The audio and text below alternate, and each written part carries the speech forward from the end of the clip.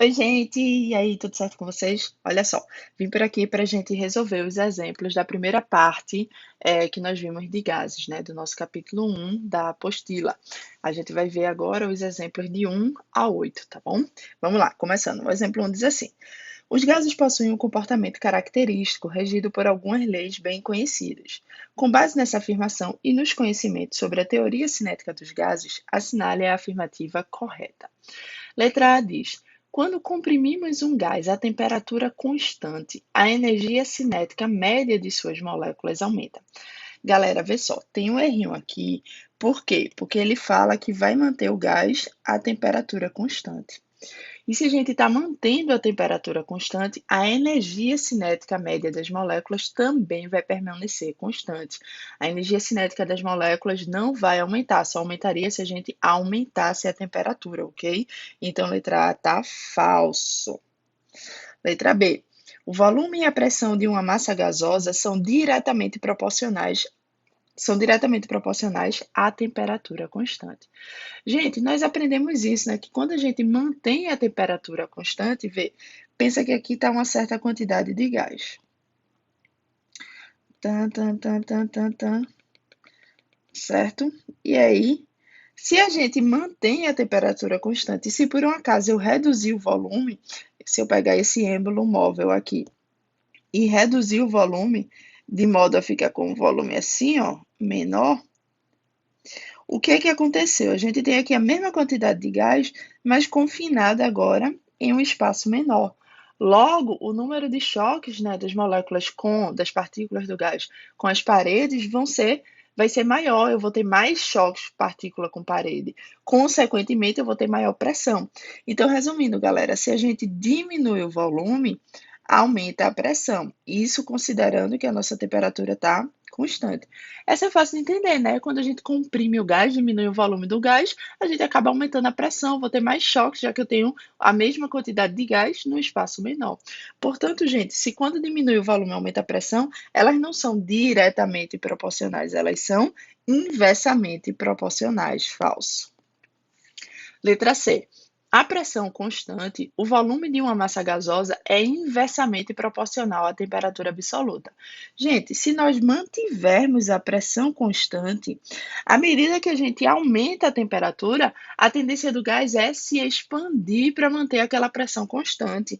Então, se eu tiver aqui com pressão constante e eu tiver uma certa quantidade de gás confinada nesse recipiente, se por um acaso a gente começar a aquecer aqui embaixo, a gente elevar a temperatura, bom, para manter essa pressão constante, qual é a tendência daquele gás? É se espalhar mais, já que as moléculas vão estar com mais energia, elas vão se espalhar mais para conseguir manter a pressão constante.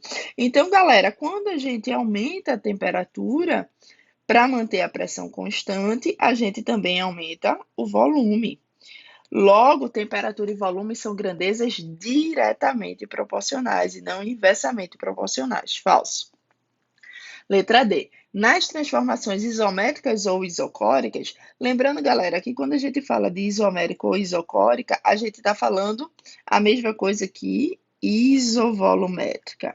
Então, isso aqui ó, significa isovolumétrica.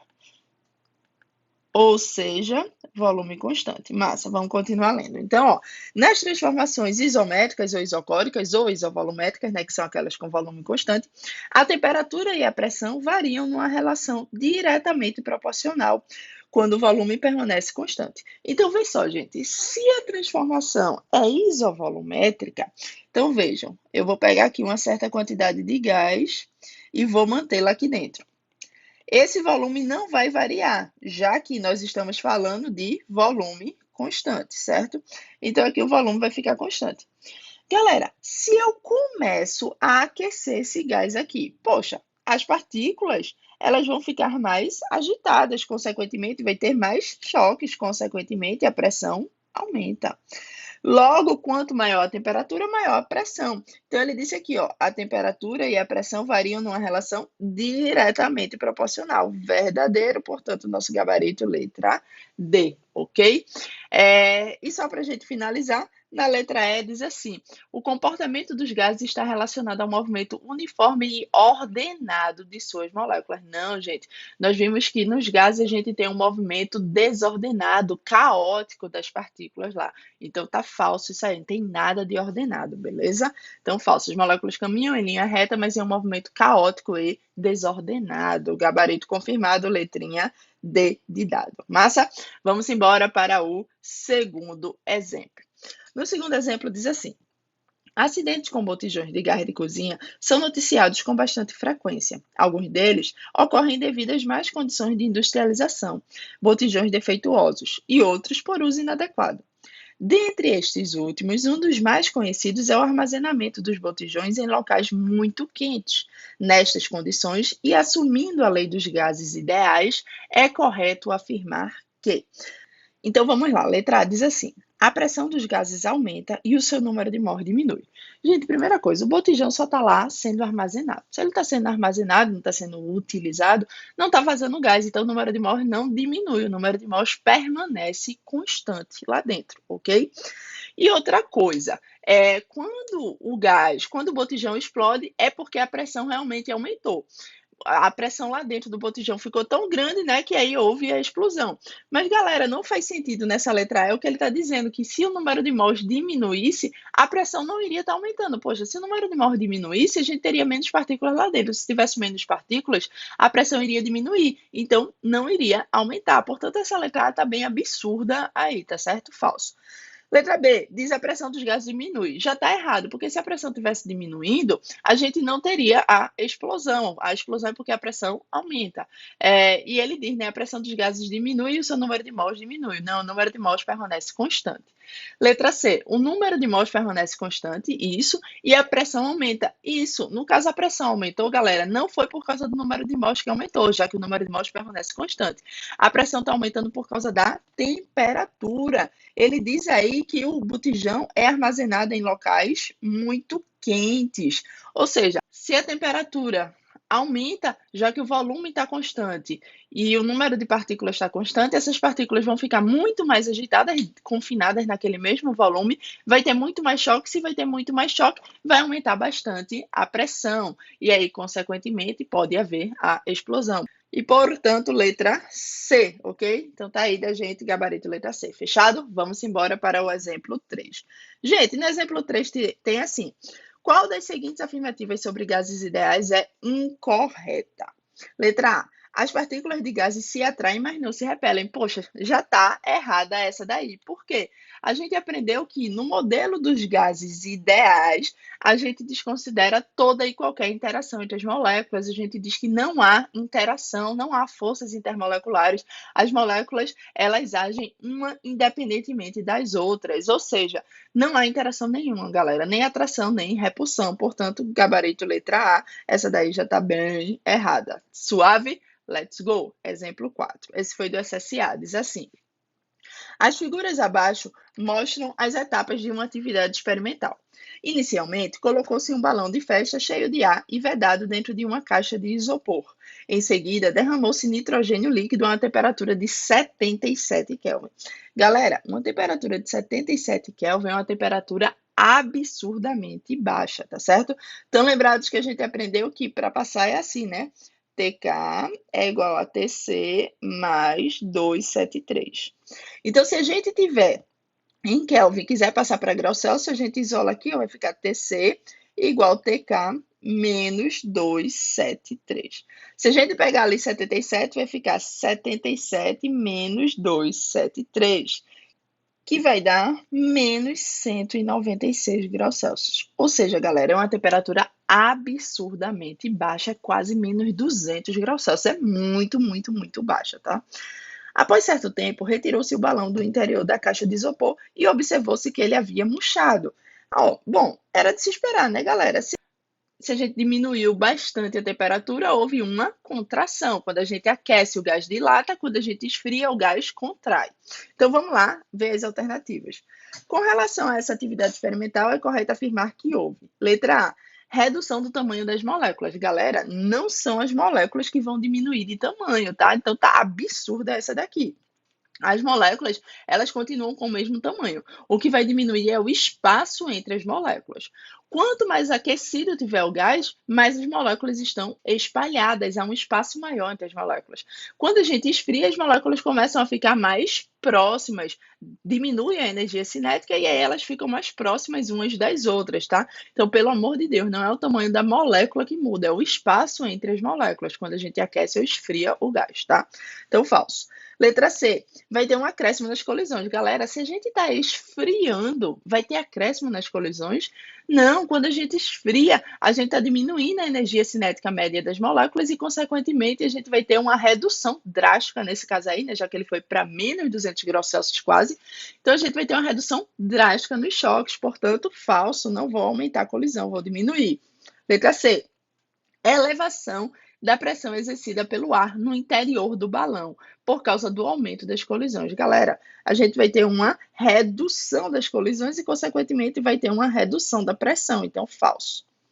Letra D, diminuição da energia cinética média das moléculas do ar. Perfeito. Reduzindo os espaços entre as moléculas. Perfeito também. E, consequentemente, o volume ocupado no balão. Exatamente isso, galera. Quando a gente diminui a temperatura, as moléculas ficam mais próximas porque a gente vai ter menos energia cinética média para elas. Portanto, verdadeiro gabarito letra D, ok? E só para a gente finalizar, letra E dizia redução da temperatura por causa da presença do nitrogênio líquido. Isso é verdade. Só que depois ele diz, impedindo o balão de ficar novamente cheio à temperatura ambiente. Não, galera. Se a gente aquecesse esse gás, né, as moléculas iriam se expandir. Então, o volume aumentaria de novo. Lembre-se que quando esfria, contrai, quando esquenta, dilata. Portanto, tá falso, tá certo? A gente poderia de novo aumentar o volume, era só aquecer, ok? Então, falso. Vamos para o exemplo 5, continha agora. O gás oxigênio utilizado em hospitais é armazenado em cilindros com volume de 60 litros e pressão de 150 atm. Então, vamos lá. Ele diz que o gás oxigênio utilizado em hospitais é armazenado em cilindros. Deixa eu desenhar aqui um cilindrozinho. Pã.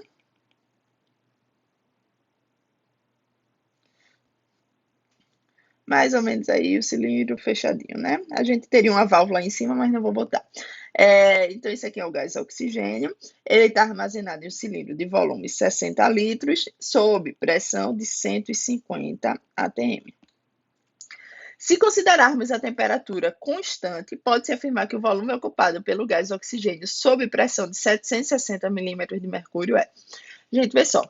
Lembrando que 760 milímetros de mercúrio, a gente aprendeu que é a mesma coisa que 1 atm.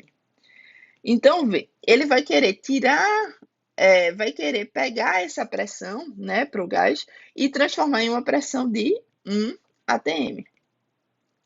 E quer saber qual é o volume? A temperatura vai ser mantida constante. Então, vamos fazer o seguinte, vamos chamar isso aqui de V1, 60 litros, isso aqui de P1, 150 atm. Isso aqui é o nosso P2, esse é o V2, e a temperatura vai ficar constante, ok? Então, gente, isso é uma transformação gasosa, certo? Por que é uma transformação? Porque a gente está mudando a pressão e, consequentemente, vai ter uma mudança no volume. E a temperatura foi mantida constante. Ou seja, essa transformação gasosa vai ser uma transformação com temperatura constante, ou seja, a gente chama de transformação isotérmica. Como é que a gente resolve transformações gasosas? Bom, a equação geral, PV/T, PV/T, né? Só que vê, o sistema está fechado, não falou nada sobre perda de massa, perda de moléculas do gás, portanto, o número de mols permanece constante. Além disso, é uma transformação isotérmica, então a temperatura está constante. Logo, é só a gente fazer P1V1 igual a P2V2. Em relação à pressão e volume, nós aprendemos que podemos usar qualquer unidade, desde que a gente use a mesma unidade de um lado e do outro da equação, tá? Foi por isso que aqui eu transformei já para ATM, porque desse lado estava em ATM. Então, vê só, P1, 150 ATM. V1, 60 litros, ok? P2 diminuiu para 1 ATM. E V2 é o que a gente quer saber. Então, V2 vai ser só multiplicar aqui, ó. Se fosse 15 vezes 6, daria 90. Aí eu tenho mais 2 zeros. ou seja, 9.000 litros. Gabarito, letrinha A de amor, ok? Gente, dava para fazer de cabeça. Como a temperatura foi mantida constante e a pressão reduziu de 150 atm para 1 atm, quer dizer que a pressão reduziu 150 vezes, né? Se você pegar e dividir 150 por 1, a pressão vai reduzir 150 vezes. Consequentemente, o volume vai ter que aumentar 150 vezes. Se nosso volume era de 60 litros, multiplicando por 150 vai dar 9.000 litros. E aí, de boinha? Let's go! Exemplo 6. Uma bolha de gás liberada de um lago situado ao nível do mar triplica seu volume ao atingir a superfície. Então, vejam, gente, se nós temos um lago que está ao nível do mar, o que quer dizer que o lago está ao nível do mar? Quer dizer que a pressão na superfície do lago é de 1 atm, porque essa superfície está ao nível do mar, ok? E a pressão ao nível do mar é de 1 atm, ok? Uma bolha de gás liberada de um lago, situada ao nível do mar, triplica seu volume ao atingir a superfície. Então, ele diz que tinha uma bolinha aqui, né? Foi liberada no lago, só que essa bolinha vai subir e quando ela atinge a superfície, ela triplica o seu volume. Então, vamos dizer que aqui embaixo ela tinha o volume V1. Aqui em cima, o volume V2 ficou 3 vezes V1, ok? Supondo que a temperatura da água é uniforme, ou seja, ele manda a gente considerar a temperatura constante, é isotérmica de novo, ok? Qual é a pressão no fundo do lago em atmosferas? Ou seja, a gente quer saber a pressão P1 aqui. E a gente já sabe que P2 é 1 atm. Ó, galera, transformação isotérmica de novo. Então, a gente já pode meter o P1V1 igual a P2V2, igual a gente fez na questão anterior, beleza? P1 é o que a gente quer saber. V1 eu vou deixar V1 mesmo. P2 é na superfície. Na superfície a gente sabe que é 1 atm, a pressão atmosférica, ok? Vezes V2. Só que V2, ó, 3V1. Então, 3 vezes V1. A gente corta aqui V1 com V1 e P1 vai ficar 3 atm. Portanto, a pressão que a bolha estava no fundo do lago era de 3 atm. Gabarito letra D de dado. Gente, também dava para ter feito de cabeça. Vejam, se o volume triplicou quando a bolha atingiu a superfície, é porque a pressão reduziu 3 vezes quando a bolha atingiu a superfície. Quando a bolha atingiu a superfície, a pressão não era de 1 atm. Se ela reduziu 3 vezes, é porque antes ela era de 3 atm. Por isso, gabarito letra D de dado, ok? Simbora para o exemplo 7, que diz assim. A atmosfera é composta por uma camada de gases que se situam sobre a superfície da Terra. Imediatamente acima do solo, localiza-se uma região da atmosfera conhecida por troposfera, na qual ocorrem as nuvens, os ventos e a chuva. Ela tem uma altura aproximada de 10 quilômetros. A temperatura no seu topo é de cerca de menos 50 graus Celsius e sua pressão é de 0,25 atm. Então, ele está dizendo que lá no topo da troposfera, a temperatura vai ser de menos 50 graus Celsius e a sua pressão de 0,25 atm. Então, vamos anotar aqui, ó. Temperatura menos 50 graus Celsius e a pressão de 0,25 atm. Isso é lá em cima, tá? Quando você vai subindo, tem uma hora que você atinge essa temperatura e essa pressão. Massa. Se um balão resistente a altas pressões, cheio com gás hélio até um volume de 10 litros a 1 atm 27 graus Celsius for solto, o volume deste balão, quando chegar ao topo da troposfera, será quanto? Então, vamos lá, gente. Ele diz que tem um balão, certo? Esse balão aqui, ele foi cheio até um volume de 10 litros a uma pressão de 1 atm e a temperatura de 27 graus Celsius. Aí esse balão ele vai subir. E aí ele pergunta, quando ele chegar aqui no topo da troposfera, quando a gente sabe que a temperatura é de menos 50 e a pressão é de 0,25 atm, qual vai ser o volume desse balão aqui em cima, ok? Gente, vê só, isso é uma transformação.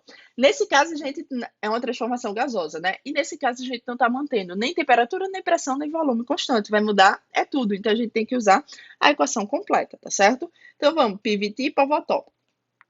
Não vou colocar número de mols na equação, né? Porque ele não fala nada sobre ganho ou perda do gás. Então, a gente vai considerar que a quantidade de moléculas lá dentro permaneceu constante, beleza? Então, a gente parte do PVT Pavotop. Gente, aqui é V1, P1 e T1. Aqui é V2, P2 e T2, lá em cima, tá? Vamos lá. P1, 1 atm. V1, 10 litros. T1, a temperatura 1 é de 27 graus Celsius, mas pelo amor de Deus, não esqueçam que isso aqui a gente tem que usar em Kelvin. Lembra que eu falei que a gente iria usar bastante 27 graus Celsius? Tem muitas questões que usam 27 graus Celsius. Bom, 27 graus Celsius somando com 273 vai dar exatamente 300 Kelvin. Então, aqui sobre T1, que é 300, igual a P2, que é 0,25, vezes V2, que é o que a gente quer, é o volume lá em cima, sobre T2, a temperatura menos 50. Se a gente somar com 273, vai ficar 273 menos 50, 223 Kelvin. De boinha, galera? Então, tá aí sobre T2, que é 223. Agora é continha. Ó, dá pra gente simplificar aqui, cortar esse zero com esse zero, ok? Se você se ligar, dá para dividir. Aqui o vezes 1 é 1, dá para a gente dividir 1 por 0,25, que dá exatamente 4. E aí V2 vai ficar 4 vezes 223 dividido por 30. Fazendo essa continha, galera, a gente vai encontrar aproximadamente 29,7 litros e o gabarito letra D de dado. Essa é a resposta do exemplo 7. E aí, deu para entender? Suavidade, galera. Vamos embora para o exemplo 8. Exemplo 8 é uma questão bem interessante. Diz assim, ó. Gelo de fogo escondido é fonte de energia do futuro. Conhecido como gelo que arde, o hidrato de metano consiste em cristais de gelo com água presa em seu interior. Eles são formados a partir de uma combinação de temperaturas baixas e pressão elevada, e são encontrados no limite das plataformas continentais, onde o leito marinho entra em súbito declive até chegar ao fundo do oceano. Acredita-se que as reservas dessas substâncias sejam gigantescas. A estimativa é de que haja mais energia armazenada em hidrato de metano do que na soma de todo o petróleo, gás e carvão do mundo. Ao reduzir a pressão e elevar a temperatura, a substância simplesmente se quebra em água e metano, muito metano. 1 metro cúbico do composto libera cerca de 160 metros cúbicos de gás, então vê que massa. Somente 1 metro cúbico do composto, que no caso do composto é o gelo de fogo, né? Libera cerca de 160 metros cúbicos de gás à pressão e temperatura ambiente. O gás que ele fala é o gás metano, né? O que torna uma fonte de energia altamente intensiva. Para armazenar todo o gás no interior de 1 metro cúbico de gelo de fogo, no cilindro de 1 metro cúbico e temperatura de 0 graus Celsius, é necessária uma pressão em atm de quanto? Galera, vê só. O que a gente vai fazer aí? Primeira coisa, tem que se ligar que ele falou que dentro de 1 metro cúbico do composto, que no caso era do gelo de fogo, a gente tinha um total de 160 metros cúbicos de gás metano. Como ele fala de todo o gás armazenado no interior de 1 metro cúbico de gelo de fogo, ele está falando de 160 metros cúbicos de gás metano, que é o que estava armazenado dentro de 1 metro cúbico de gelo de fogo. Deixa eu anotar aqui, ó. Vê só. Se a gente pega 1 metro cúbico de gelo de fogo, dentro de 1 metro cúbico de gelo de fogo, a gente tem o quê? A gente tem 160 metros cúbicos de gás metano, né? A pressão e temperatura ambiente. Pressão ambiente, 1 atm. Temperatura ambiente, 25 graus Celsius, tá? Aí ele diz assim, ó. Para armazenar todo o gás do interior de 1 metro cúbico de gelo de fogo, ou seja, para armazenar isso daqui, certo? Dentro de um cilindro de 1 metro cúbico. Então, tu vai querer pegar isso daqui e armazenar em 1 metro cúbico. Armazenar em V igual a 1 metro cúbico. Então, vê, galera, tu tinha o gás, tu tinha 160 metros cúbicos de gás e vai querer armazenar esse gás em apenas 1 metro cúbico, na temperatura de 0 graus Celsius. É necessário uma pressão em atm de quanto? Aí a gente quer saber qual vai ser essa pressão aqui, ok? Então, vê, tu vai querer pegar todos os 160 metros cúbicos do gás metano que estavam lá dentro do gelo de fogo. Esses 160 metros cúbicos estavam a pressão de 1 atm, 25 graus Celsius. Aí tu quer pegar todo esse gás e jogar dentro de um volume de 1 metro cúbico numa temperatura de 0 graus Celsius. Aí quer saber qual vai ser a pressão no interior aí desse armazenamento, tá? Como é que a gente vai fazer isso? Poxa, de novo, transformação gasosa, né? PVT para Votó. Repara que a quantidade de gás não vai mudar, não vai mudar o número de mols. Então, ó, PVT para Votó. Qual era a pressão inicial? A gente tinha 1 atm. Qual era o volume inicial? A gente tinha 160 metros cúbicos de gás, beleza? Qual era a temperatura inicial? Gente, era 25 graus Celsius, mas a gente não usa em graus Celsius. A gente soma 273 e somando 273 vai dar 298 Kelvin, tá? Então, aqui sobre 298 igual a P2. Quem é a pressão final? É o que a gente quer. Quem é o volume final? A gente quer armazenar 160 metros cúbicos em 1 metro cúbico. Então, V2 é 1. E quem é a temperatura final? 0 graus Celsius. Passando para Kelvin, isso aqui dá 273 Kelvin. 273, ok? Então, quem vai ser P2 da gente? 160 vezes 273 dividido por 298. Resolvendo essa continha aí, vai dar aproximadamente 146 ATM, 146,5, mas a resposta da gente, como só tem 146, gabarito letra B de bola. E aí, meu povo, foi tranquilo? Bom, estava em umas questões, está de níveis variados, a gente fez questão fácil, média e difícil em relação a gases, tá? Em relação a essa primeira parte de gases que nós vimos, e aí a gente vai seguir com o conteúdo que ainda tem muito mais de gases para a gente ver, que é um assunto extremamente importante, ok? É isso aí, galera. Qualquer dúvida, me avise, tá bom? Beijo para vocês e tchau!